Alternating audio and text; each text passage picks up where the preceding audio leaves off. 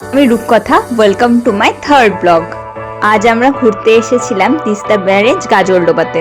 বিশ্বভারতীতে botany নিয়ে পড়ি, কিন্তু আমার বাড়ি নর্থ বেঙ্গলে, জলপাইগুড়ি জেলায়। তো আমার কাছে তিস্তা ব্যারেজটা অনেকটা দূর নয়, কাছেই। প্রায় আমার বাড়ি থেকে 1.5 ঘন্টা 2 ঘন্টার মতো সময় লাগে। উইন্টার ভ্যাকেশনে বাড়িতে আসার পর অনেকদিন কোথাও ঘুরতে বেরোনো হয়নি, এর জন্য ভেবেছিলাম কাছেপিঠেও কোথাও ঘুরে আসবো। জন্য চলে গেছিলাম বাবার স্কুলে।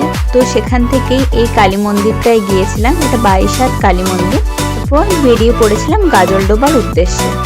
আমি 25শে ডিসেম্বর আর 1 জানুয়ারির মাঝে গেছিলাম, তার জন্য অত বেশি ভিড় ছিল না।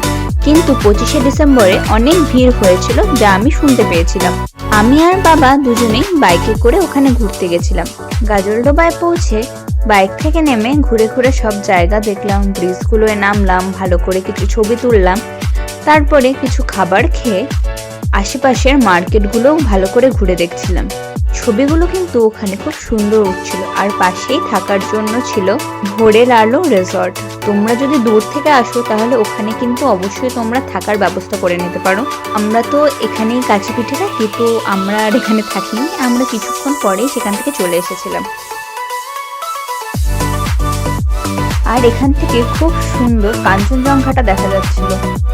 যদিও ভোরের দিকে ওই কাঞ্চনজঙ্ঘাটা আরো ক্লিয়ারলি দেখা যায়।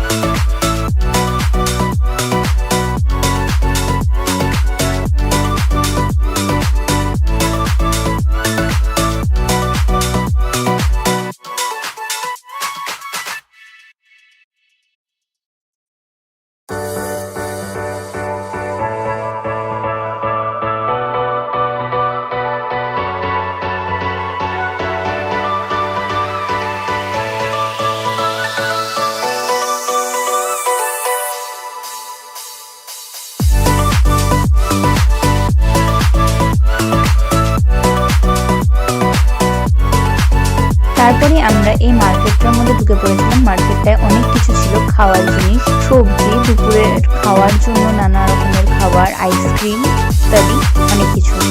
বিশেষ আকর্ষণ ছিল তিস্তা নদীর চিংড়ি মাছ, চিংড়ি ভাজা, চিংড়ির পকোড়া, আরো অনেক কিছু, গলদা চিংড়ি, ছোট চিংড়ি, আরো মাছ তো ছিলই আলাদা রকমের। আর মোমো, চাউমিন, মশলাও পাওয়া যাচ্ছিল। এরকম আমি আইসক্রিম খেয়ে বাড়ি চলে এসেছিলাম। Okay, tata, bye bye. Subscribe for more. আর ভালো লাগলে চ্যানেলটা কিন্তু অবশ্যই সাবস্ক্রাইব করবে। চলো টাটা, দেখা হচ্ছে নেক্সট ব্লগে।